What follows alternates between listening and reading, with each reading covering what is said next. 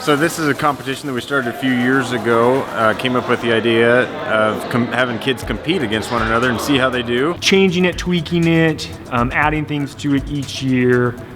Becomes a little more complex, but it's still fun. Kids like it. This year we had the industry donate a lot of prizes for the kids. So first prize is almost a $500 prize for them to win, and it's really motivated a lot of the kids to kind of up their game and practice their skills in a lot of these different areas: measurement, wall layout, rolling up hoses, using impact drivers, and hammering nails. 53 seconds. First one that's under a minute. That is the leader right there. All right, how's it feel to be in the lead, man? I guess pretty good. Until they come along. So you think it's gonna hold up? No. We'll find out though.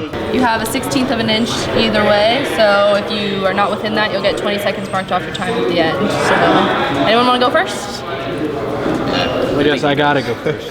3, 2, 1, go.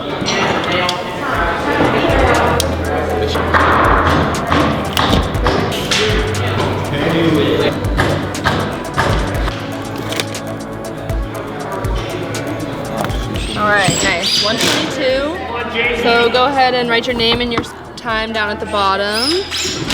Yeah, it was fun. It was stressful, but you know, as long as you're 16th in that range. But it really focuses on that efficiency part, right? Not just being fast, but being quick and accurate. And so it's important to be efficient. So for this year, our third place with a combined time of 5 minutes, 25 seconds is the Andrew Gortoy. And second place with a combined time of 4 minutes, 55 seconds. Prize donated by ESI. It is a nice little combo kit here going to RHS student Savannah Huber. Woo!